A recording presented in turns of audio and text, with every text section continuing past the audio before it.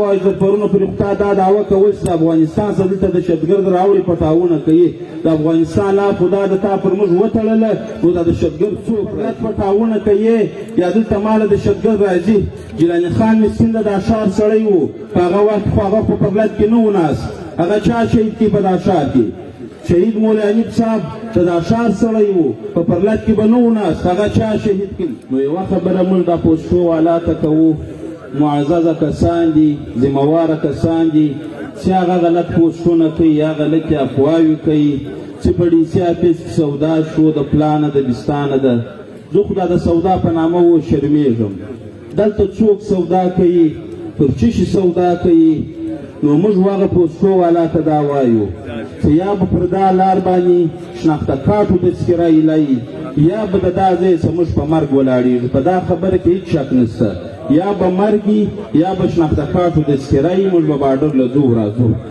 نو دلته نه څوک سودا کوی سي نه دلته خلک پر سټیج د سودا دپاره ناست دي نه دلته خلک د پنځور پو دپاره ناست دي نه خلک د خپل سیاست دپاره ناست دي دلته که پر سټیج کوم مشران ناست دي کومې پارټیانې دي هغه هم مجبوره دي ناست دي که په دا پرلت کې کوم خلک ناست دي هغه هم مجبوره دي هم د مجبورتیا دلته ناست دي د دا ولس دپاره ناست دي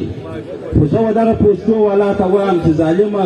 که د دا سپین ږیرو د دا ځوانانو د دا خلکو وخت درپسې سو ستا کړوسۍ لا والله که پر دې دنیا شادي وکړي دا پوسټونه مه کوه چې ته د ایجنسیانو په خوله کوې یا د بل په خوله کوې او بله خبره دا ده چې ډي سي صاحب دا وایي چې دلته پټاو کېږي سپی په پرلت کې موږ و ډي سي صاحب ته دا وایو که ډي سي وایي که کرنل وایي ډي پي او وایي سر یو دغه وایي موږ هغو ته دا وایو د پرونو پرې خدای دا دعوه کول چې د افغانستان څخه دلته دهشتګرد راوړي پټاونه کوي د افغانستان لا خدا د تا پر موږ وتړله نو دا دهشتګرد څوک راځي دلته پټاونه زما پر عوامو کوي نن خدا دې پرلت ناستې ته دا وایه چې موږ پټاونه پر دا ځای باندې کېږي او خلک دې راڅولي دي امنیت یې په نیولی دي زما په دې سر ولاکه خلاصېږي چې یو ځای ته زما رزق و روزګار رابندوي او بل ځای ته زما امنیت نیسي نن که ته پر پرلت پټاونه کوې یا دلته ماله دهشتګرد راځي جیلاني خان مسکین د دا ښار سړی و په هغه وخت خو هغه په پرلت کې نه و ناست هغه چا شهید کړي په دا ښار کې شهید مولا حنیف صاحب د دا ښار سړی و په پرلت کې به نه و ناست هغه چا شهید کړي د هغه رقم بل ډي پي و په مرغۍ بازار کې پټاو پر وصولا چا شهید کړي هغه خو په پرلت کې نه و ناست د هغه رقم زموږ د چمن ځوانان پولیسو لیویز والا چې دلته ټارګټ کلینګ کېږي هغه خو په پرلت کې نه دي ناست هغه څوک دلته شهیدانوي څوک یې ولي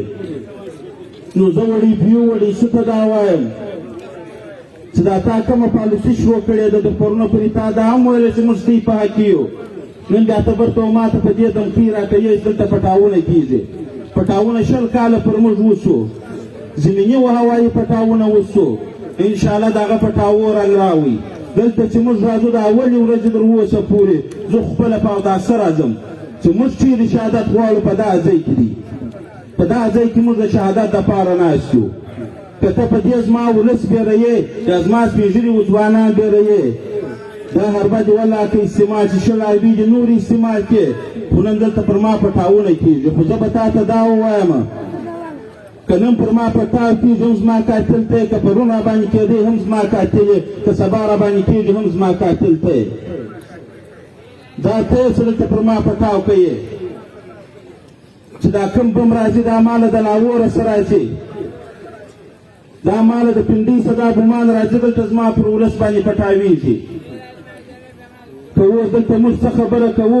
حق وایو بیا یا موږ دهشتګرد یو یا بیا موږ باغیان یو دا اول مورد چې یو عالم شهید کړي ظالمه جابره ستا په وطن کې دا رقم په ظلم شهیدول چې د اهل سنت والجماعت مرکزي سکرټري و زما د علماو دا دی چې مازدی پر روډو پراته دي د هغه خبره ته نه کوې دا څوک کوي اخو د افغانستان سره پر باډر هم نه دی پروت چې مازغی پر روډو پراته دي نو ما مخکې هم دا ویلي دي چې موږ په دې وطن کې ګزاره ده ښه علما هم راکې شته ښه سیاسیان هم راکې شته ښه مشران راکې شته خو د هغو قدر دا دی چې ماغزه پر اوږو پراته دي. نو زه و دې ډیپیو و دې ډیسي صاحب و دا ادارو ته دا وایم چې دا باندې والله که کامیابه سي ته څنګه وایي چې نن څومره ناست سبا به ولس دغونه لس واره راځي چې ما په لوږه مړه کوې او بیا راسه پټاونه راباندې وکړه. واخر دعوانا ان الحمدلله.